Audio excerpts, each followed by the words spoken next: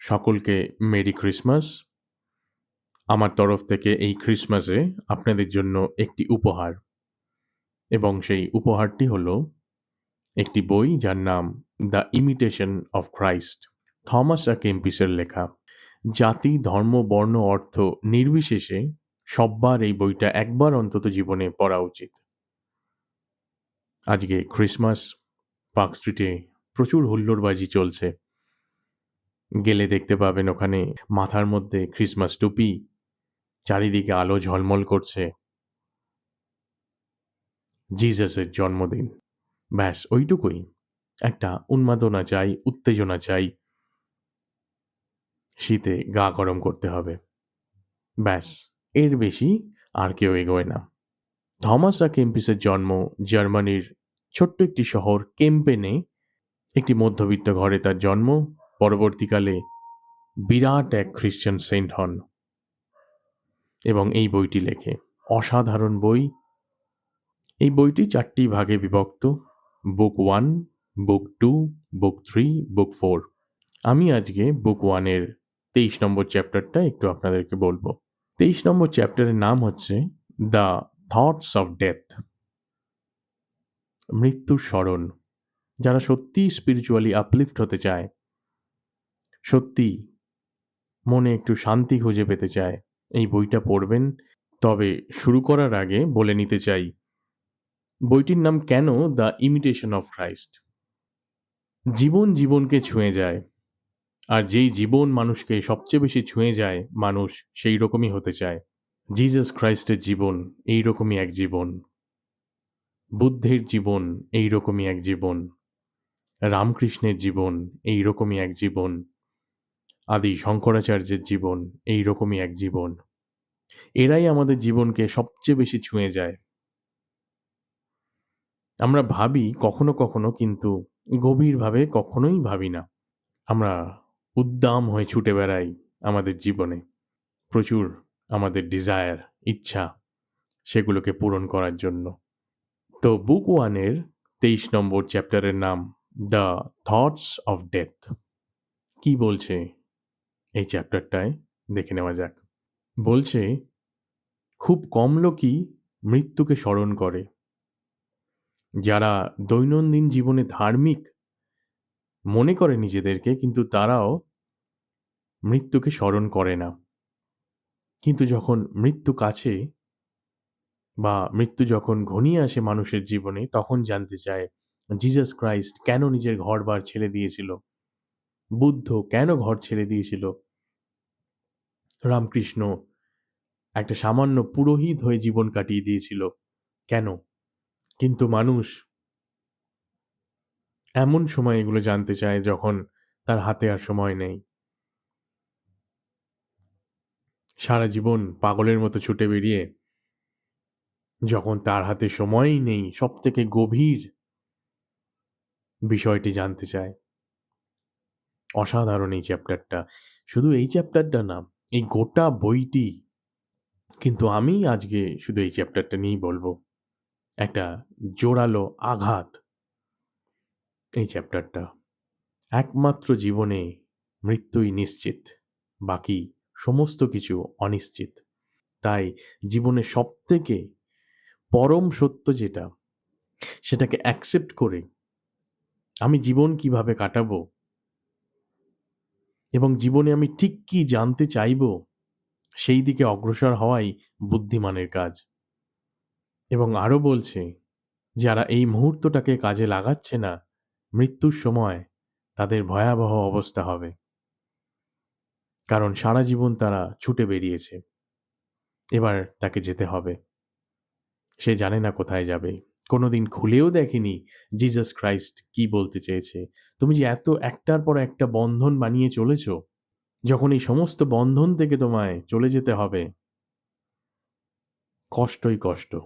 তার মধ্যে তুমি কোনোদিনও জানার চেষ্টা করনি। বলছে তুমি সুস্থ সময়ে অনেক ভালো কাজ করতে পারো এবং অনেক কাজ করো, কিন্তু একবারও নিজের মৃত্যুকে স্মরণ করো না। একবারও ভেবে দেখো না, তুমি যখন চলে যাবে, ঠিক চলে যাওয়ার আগের মুহূর্তে তোমার কি অবস্থা হবে। এবং যখন তুমি সুস্থ, তখনই তুমি জানার চেষ্টা করছো না। অসুস্থ হলে কি করে জানবে? তখন তো মন আরোই ভালো থাকবে না। কি করে তুমি জানার চেষ্টা করবে? তাই এখনই সময় আছে। মৃত্যুকে স্মরণ করো। আধ্যাত্মিকভাবে নিজের ওপর নিজে নির্ভর করো, কারোর ওপর নয়। এতে কি হবে? নিজেকে তৈরি করতে পারবে। যাওয়ার সময় আর কাঁদতে হবে না, হাতড়াতে হবে না, আরো থাকতে চাই এই ইচ্ছা আসবে না। আনন্দে তুমি সবকিছু ছেড়ে বেরিয়ে যাবে, নিজের শরীরটা ছেড়েও বেরিয়ে যাবে। তাই নিজের ওপর নির্ভর করো। বলছে এখন এমনভাবে জীবনযাপন করো, এতটুকু যাতে তুমি মৃত্যুকে আর ভয় না পাও। কিভাবে? না, এখন তুমি যদি মৃত্যু নিয়ে ভাবো, মৃত্যুকে স্মরণ করো, এই প্রতিনিয়ত স্মরণ করতে করতে মৃত্যুর প্রতি তোমার যে ভয়, সেটা ধীরে ধীরে কমবে। মৃত্যুকে তুমি তত কম ভয় পাবে মৃত্যুর সময়। বলছে মানুষ এত বোকা, দীর্ঘজীবী হতে চায় যেখানে একদিনের নিশ্চয়তা নেই। এই কিছুদিন আগেই ব্রায়ান জনসন বলে একজন উঠেছিল, সে অমর হবে। কি অ্যান্টি এজিং কি সব বার করছে, আর নিজেকে আরো দীর্ঘজীবী করবে যতদিন খুশি। সব মাথামোটা দল, সব ধাপ্পাবাজ, ফ্রড, মানুষকে বেচে খায়, সব আমেরিকান পাগল ছাগল, সব এক একটা। আজীবন বাঁচবে। মূর্খামির চরম সীমা এরা। আর এদের নিয়ে মানুষ মেতে আছে।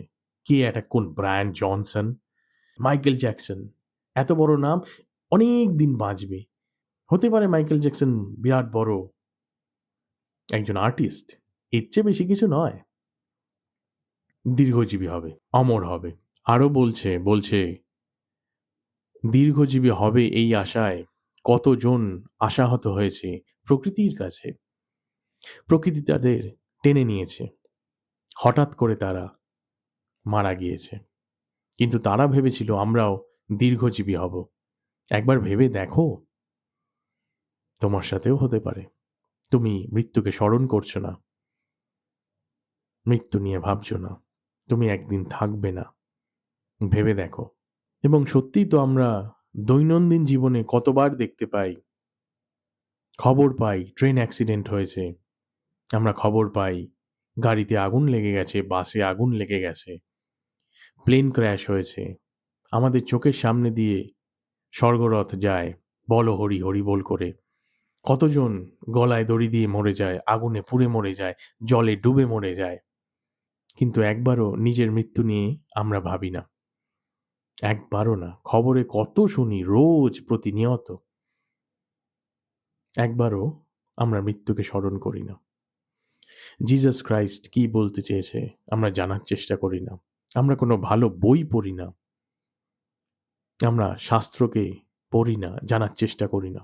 মানুষ উদ্দাম এক জীবন ভালোবাসে, শুধু পয়সার পেছনে ছুটতে ভালোবাসে, সমস্ত নীতি ভুলে ইতি দিয়ে ভাবে আমি হলাম বড় হনু, দুটো পয়সা কামিয়ে। তাদের জন্যই এই বই।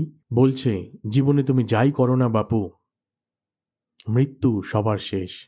তোমার জীবন ছায়ার মতো কেটে যাবে, বুঝতেও পারবে না। আর সত্যিই তো, দেখতে দেখতে দেখবেন আপনার বয়স ৩০, ৪০, এরপর ৫০। প্রস্তুত হন, আরও পাগলামো বেড়ে যাবে। সারা জীবনে জানার চেষ্টাও করেননি, তাই এখনই সেই সব কিছু করো যেটা থেকে তুমি মৃত্যু ভয়কে জয় করতে পারবে, মৃত্যুকে জয় করতে পারবে, মৃত্যুঞ্জয় হতে পারবে। একটা কথা মনে রেখো, মৃত্যুর পর তোমায় কে স্মরণ করবে? কেউ স্মরণ করবে না। বলছে শুধু মুক্তির কথা ভাবো, ঈশ্বর চিন্তা করো। সবকিছুর মধ্যেও যতটুকু পারো মুক্তির কথা ভাবো, ঈশ্বর চিন্তা করো। কারণ তুমি জানো না তুমি কখন মরবে। এর চেয়ে গভীর জীবনে আর কিছু নেই। বলছে পৃথিবীতে এসেছো, তীর্থযাত্রীর মতো থাকো। ২ দিন থাকবে, ৩ দিনের দিন চলে যাবে। অন্তর্মুখী হও, নিজেকে জানো, নিজেকে মুক্ত করো। একটাই জীবনের উদ্দেশ্য, নিজেকে জানা, নিজেকে মুক্ত করা। জীবনে আর এর থেকে বড় কোনো উদ্দেশ্য নেই। আর এটা যত তাড়াতাড়ি শুরু করবেন তত ভালো। বলছে, তোমার মন, প্রাণ, হৃদয় ঈশ্বরের দিকে নিয়ে যাও। একটা কথা মনে রেখো, এটা তোমার স্থায়ী নগরী নয়, এই পৃথিবী। দুদিন ঘুরতে এসেছো, তীর্থযাত্রায় এসেছো, 3 দিনের দিন তুমি চলে যাবে। তাই মৃত্যুকে স্মরণ করো, মৃত্যুকে বরণ করো। এই বইটা নিজের কাছে রেখে দেবেন। যখন একা থাকবেন, আশেপাশে কেউ থাকবে না, তখন পড়বেন। আর যতটা সম্ভব নিজেকে এর ভেতরে নিয়ে যাবেন। এই বই পড়তে পড়তে যখন চোখ থেকে জল বেরিয়ে আসবে, তখনই সেই মানুষ একটু হলেও ঈশ্বরের প্রতি এগিয়ে যায়। বাকি কোনো সময় এগোয় না, কখনো এগোয় না। আমরা যখন কোনো কিছুতে একদম অ্যাবজর্বড হয়ে যাই, তখনই চোখ থেকে জল বেরোয়।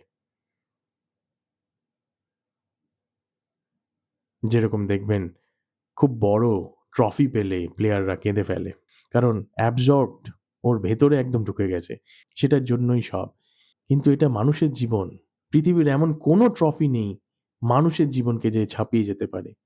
এমন কোনো ট্রফি নেই, কোনোদিন হবেও না, কারণ সবই জাগতিক, এবং জাগতিক কোনো জিনিসই মানুষের জীবনকে ছাপিয়ে যেতে পারে না। মানুষের জীবনের যদি কোনো উদ্দেশ্য থেকে থাকে, একমাত্র ঈশ্বরমুখী হওয়া, নিজেকে জানা, চিন্তন মনন করা, অধ্যয়ন করা। তাই মৃত্যুকে স্মরণ করো, মৃত্যুকে বরণ করো।